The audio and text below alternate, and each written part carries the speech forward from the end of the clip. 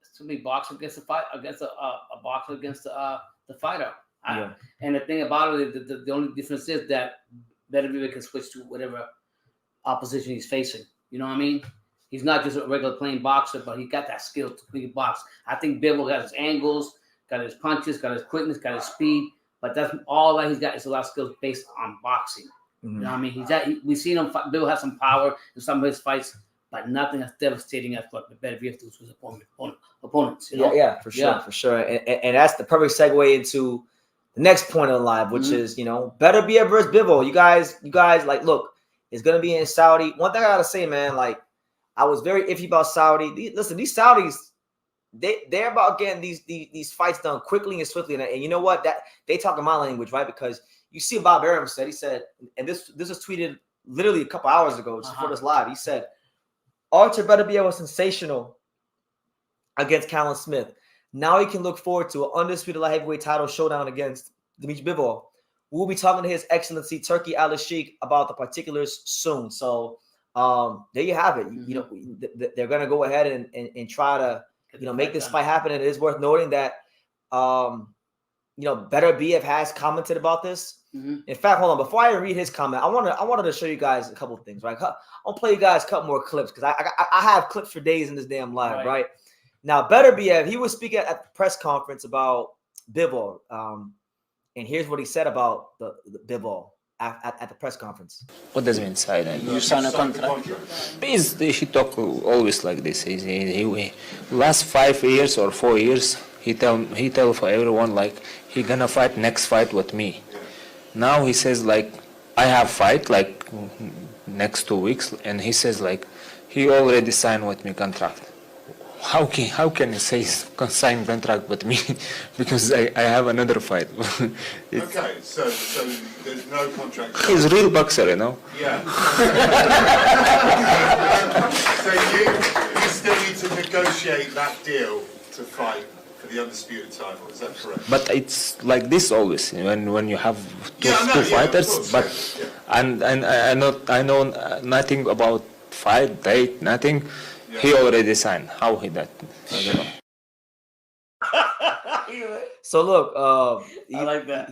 Listen, he wants to fight, but he was saying that pretty much Bivol was jumping the gun, that there was no fight signed. Just basically saying in different words, he's talking shit.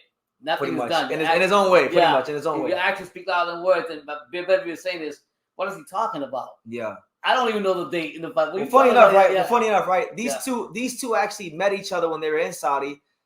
Most of you guys probably seen it, but if you haven't seen it, let me refresh memory. This is Bivol and Beterbiev when they met each other in Saudi. I'm gonna say it was a couple months ago. Давайте сфотографируем, типа face-to-face, там, реклама. Face-to-face? Да?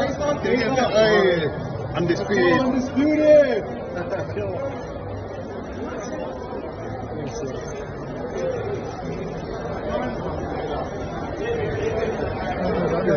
When's it gonna happen? Is it gonna happen, guys? When's it gonna happen, guys?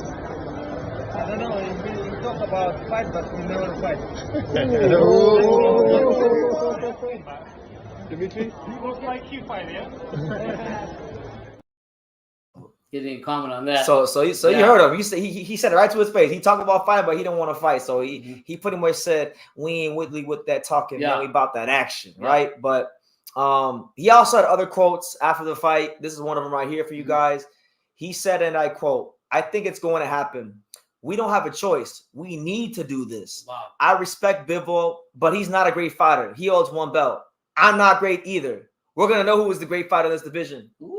So when they fight, he's taking a healthy approach. He's not downplaying Bivol, but pretty much he's saying, look, how can you say I'm great when I don't got all the belts? Yeah. And how can you say he's great when he don't got all the belts? So he said, look, the only way to settle this, we got to get in the ring and see who's who, right? And I'm all for that. I'm all for Bivol and Beterbiev getting down to business. Now, I'm going to tell you guys like this.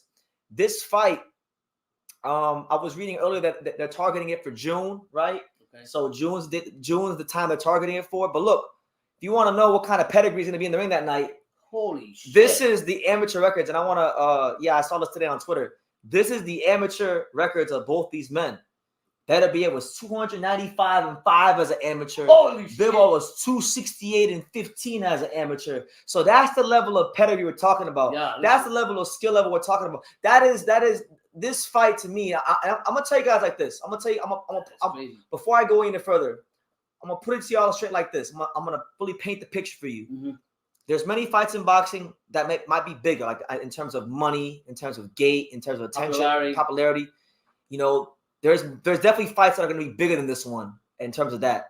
But I'm telling y'all, in terms of significance, in what it really means for the history of the sport, there are a few fights that have happened in the last handful of years, 5 to 10 years, that will be as significant as Beterbiev versus Bivol. Why do you say this? Because, well, first of all, we'll start there with the amateur pedigree.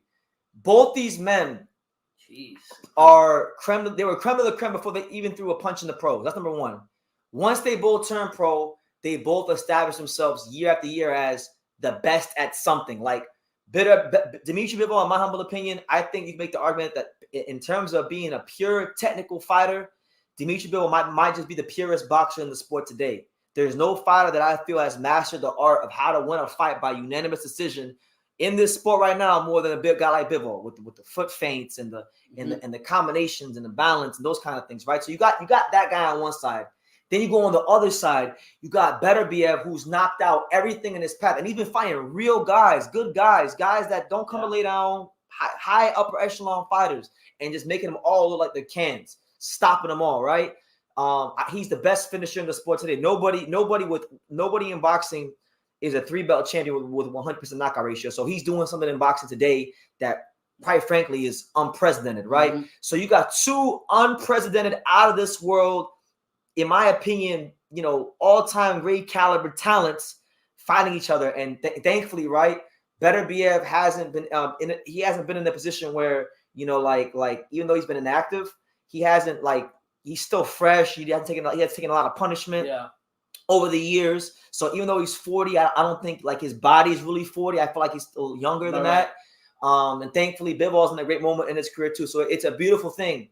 And truth be told, there will not be a more significant. And I'm even talking about even in terms of the heavyweight. To me, this is more significant than Usyk versus Fury, because with all respect to Fury and Usyk, I just think both these guys, when you add up their talent and their skill level together, and you add the talent and the skill level of Usyk and Fury together, and this is my opinion, I just think the talent between these two is a little bit more. Prime, you know, you guys are right.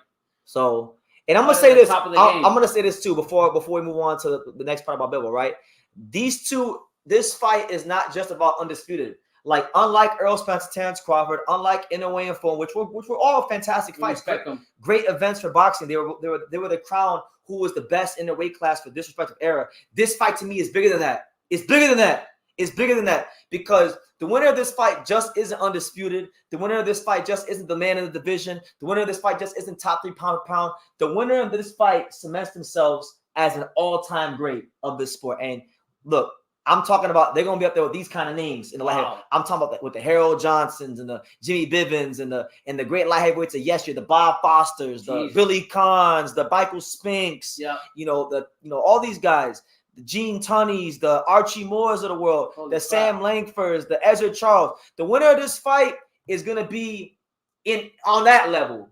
And there's not a lot of fights in boxing that can put a fighter on that level for me. And that's not saying that whichever fighter wins or whichever fighter loses, they're not going to be in that conversation within that weight class. But this is going to determine who the top of the crop, the cream of the crop is right here. Because you got to look at it. Look, Bivol became champion in, what was it, 2017, 2016. Beterbiev has been champion. They've been champion for a long time, and they've both been dominant for a long time. And there really is right now, you can't make an argument. Like, this ain't like Spence and Crawford where, one guy was kind of this languishing around and not doing much, and then some young guy came, and then you can make the argument that he might. No, these two are clearly head and shoulders above the competition, and they've stopped everything in their path, right? So it's bigger than just undisputed. It's bigger than just this era. This is going to put the winner in that rarefied air with the all-time greats. And we'll stay there too. And they're going to stay there. So I'm looking forward to hopefully getting done by June. But let me take some time to acknowledge some comments, because I know we're getting a lot of comments.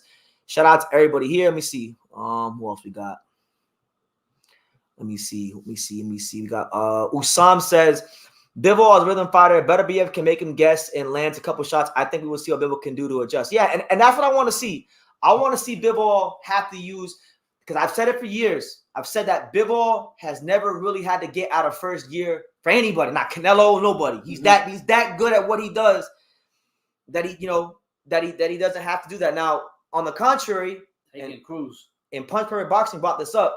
There's probably no fighter on the pound list that carries average opposition more than Bivol. So maybe he has one gear and nobody can figure that gear out. But listen, whether he has more gears or not, he better, everything he's got in his skill set, he better bring it to the table. And this I'll fight. tell you one thing: once you get hit by a bit Beterbiev, man, you're gonna realize, like, hey, you know what I mean? Yeah. Because this guy right here, he can box you. He can sit there and play you like he did Colin Smith in the fight. I can punch him back. He was just playing with it for a while. That's what I felt. No disrespect to Colin Smith, but he was just pop. He chooses when he really want to get at you. And I'm gonna agree with what that guy said from Ring Magazine, whatever his name was, that said that came out and said that. Yeah. That Beterbiev is a class above and above and above. And Bivol and Freight doesn't use his quickness and his speed or get around that ring and he catches them. We don't know. I don't think we've ever seen Bivol get hit by Edward Torres says, the way Beterbiev cuts off the ring makes me believe that he has the edge of a Bivol. Shout out to Pops. Yeah, God bless you. God bless you. Yeah, but I'm saying the way he hits, like I don't think Bivol's really big got hit. I mean, he's fought top of the top, but nobody can hit that. Shout out the hammer like Sledgehammer like this guy. Shout out my guy Eddie Morales. I got a lot of love for Eddie, one of my favorite subscribers. He says Bivol is going to take all of his belts. Beterbiev not going to talk like that after the fight. Okay, Eddie. I like that, Eddie. Okay. See, you know, he said it's going to be he pretty much going to be saying. He said, look, make another shirt, BT. Beterbiev exposed by Bivol. He's going for the 3-peat. He's going for the 3-peat. Yeah. You know, let me see. He got Bivol shook. He's looking at his phone. That's what I said. That's what I said. They both fought in the same national team with Beterbiev being his team captain. Yes, sir. Oh, wow. Correct. That is correct. That is 100% correct, Hurricane Hank. This is the best fight. But yeah, to me, this is like in this era, like people talked about like Crawford and Spence being like a Hearns Leonard. Yeah. Nah, this is like Hearns Leonard. This is something like that. A fight like this magnitude, right? You think? I mean, just hypothetically speaking. Because here's we'll just have it 50-50, like an even fight. I don't know. There won't be no favoring in that fight. Like it'll be even, you think? Or what do you think? Them lines are gonna move. You think so? Lines gonna move. Yeah, them lines. I don't think it's gonna move too crazy one way or the other. I feel like this might be might be like an even money fight, or maybe one guy comes in at like a plus whatever, whatever, it ain't much. Where it's barely above being even money, something like that. Mm-hmm. Usam says, just like Pop said, once you get hit by someone like Beterbiev, all your approach becomes different. If you've been in the ring, you know the saying, everyone has a yes, sir. Yeah, man. Yes, sir. It's happened plenty of times. Mike Tyson said, you don't know until you get hit. He said? Everybody has a plan to get punched in the face. LDUB Boxing says, are there any updates to Trevor Bryan? He's retired. He retired from the sport. He announced his retirement recently. He's going to get into doing other things that have nothing to do with boxing, real estate, and doing some security work and whatnot. So I made a video about it. Wishing the best in retirement. That's my guy. Shout to Trevor Bryan. Hyro got our first Hyro comment out of live. He says Spence and Crawford have a great amateur pedigree. You never mentioned that. Terrence Crawford didn't make the Olympic team, and Errol Spence Jr. didn't medal. As far as their amateur accomplishments, there were these. Terrence Crawford was a solid amateur, but Terrence Crawford didn't even make the USA team. Okay. Which isn't a knock on him. He still had a great pro career. You don't got to make the Olympic team to have a great pro career. But their amateur pedigree, when you add it up together, is not close. It's crazy. It's not close to Beterbiev Bivol. Not even close. None of them won an IABA World Championship or anything like that to speak of. Crawford got he did. He got listen, it's amateur boxing. There was Paul. I'm just telling you the truth. He lost to guys like Mike Garcia in the amateurs, and who was the other guy? Saddam Ali, and was it Miguel Gonzalez, whatever his name is? I'm just saying he was a good amateur, but it wasn't like to a better BF level. Like we put these two records in front of them, they're nothing.